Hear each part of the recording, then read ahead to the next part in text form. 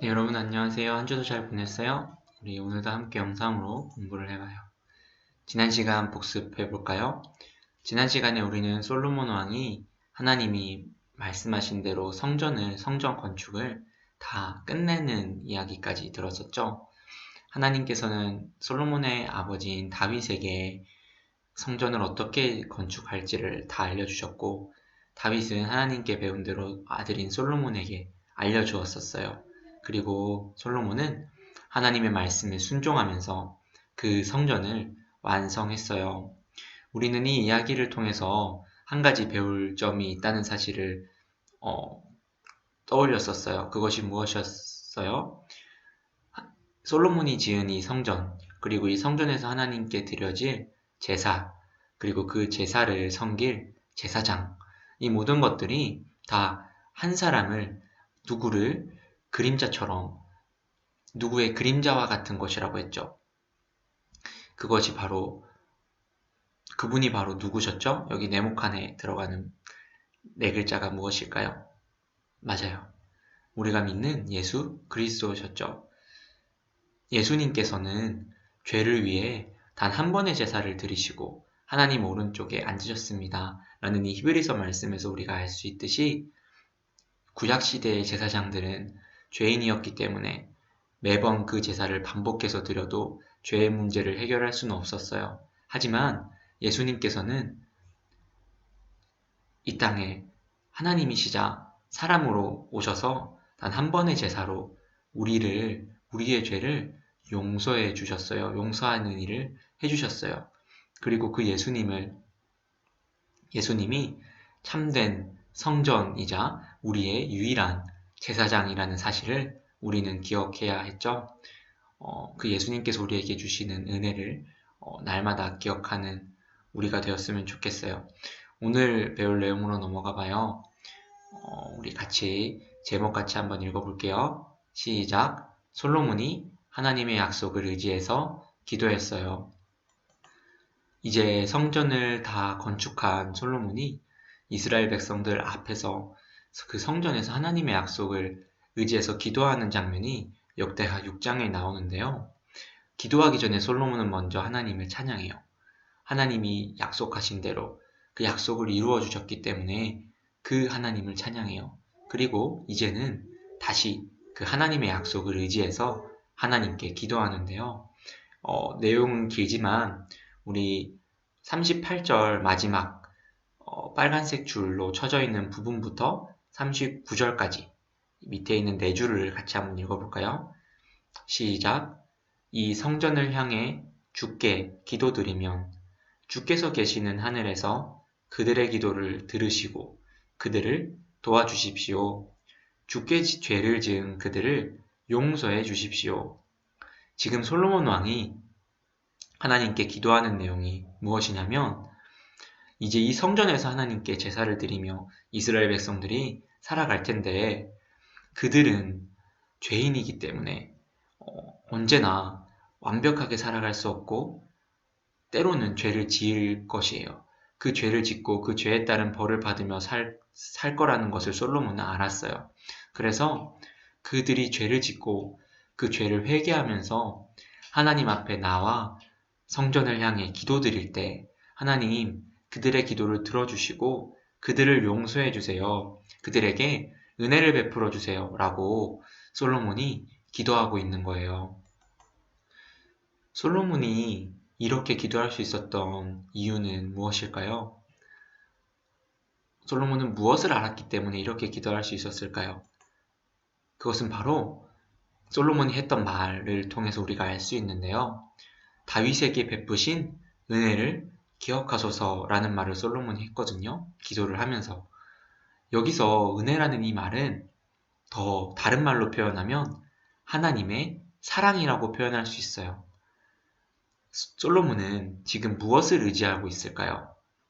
하나님께 죄 용서의 은혜를 구하면서 하나님이 사랑을 베푸신 것, 내 아버지 다윗에게 하나님이 약속하셨고, 그리고 그 약속대로 그 다윗에게 이루어 주셨던 그 하나님의 언약의 신실하신 사랑, 약속의 신실하신 그 하나님의 사랑을 기억하면서 그 사랑을 의지해서 하나님께 기도하고 있는 거예요. 솔로몬은 너무 잘 알았어요.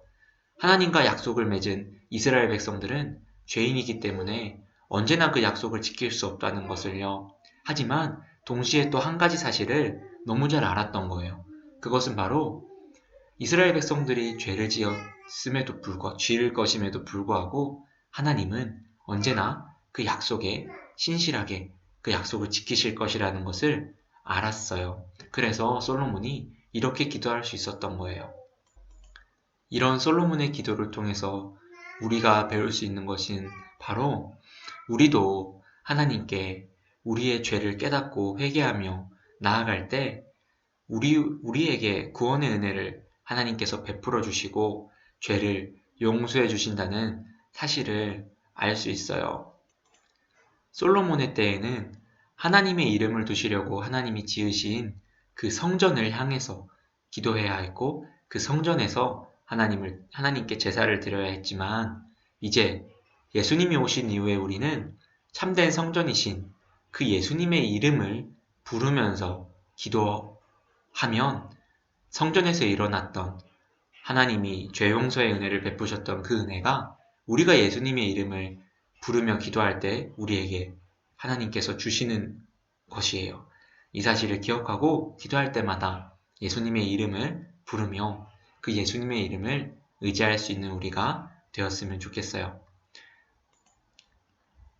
우리 그 다음 제목 같이 한번 읽어볼게요. 시작! 하늘에서 불이 내려오고 하나님의 영광이 가득했어요. 솔로몬이 이스라엘 백성들 앞에서 그 성전에서 기도하기를 마치자 무슨 일이 일어났냐면 여기 여러분들이 그림에서 볼 수 있듯이 하늘에서 불이 내려와서 하나님의 영광이 그곳에 성전에 가득하게 됐어요. 하나님께 제물로 드리려고 쌓아뒀던 그 제물에 하나님의 하늘에서 내려온 불이 그 제물을 불태웠어요. 그리고 성전 안에는 하나님의 영광이 가득해서 제사장들이 그 성전에 들어갈 수가 없었어요. 그리고 이 모습을 그 자리에 모여있던 이스라엘 백성들이 모두 지켜봤어요.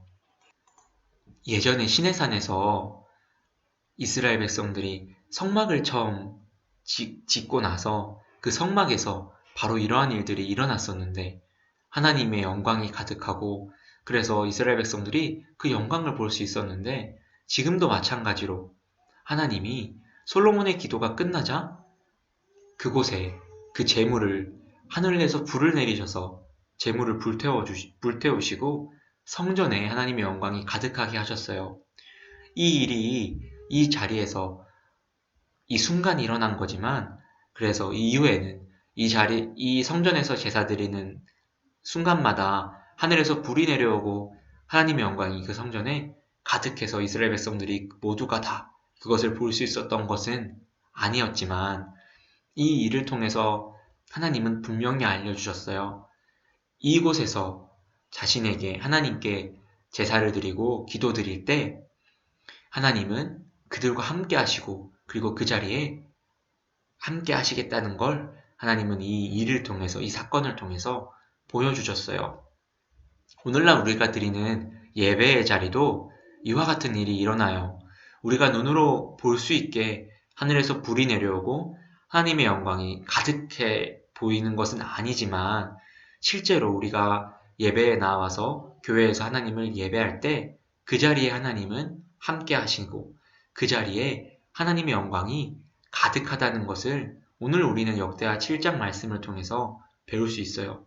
우리 눈에는 보이지 않지만 그 일들이 일어난다는 것을 오늘 우리가 배우고 기억할 수 있으면 좋겠어요. 그래서 우리가 예배 드릴 때 하나님이 눈에 보이지 않는다고 더 가벼운 마음으로 또 우리가 하고 싶은 대로 예배 드리는 것이 아니라 그 자리에 하나님이 함께 계시다는 사실을 기억하고 하나님께 온 마음을 다해 우리의 온 정성을 다해 하나님을 예배해야겠죠? 이 사실을 기억해요. 우리 다음 시간부터는 이제 솔로몬도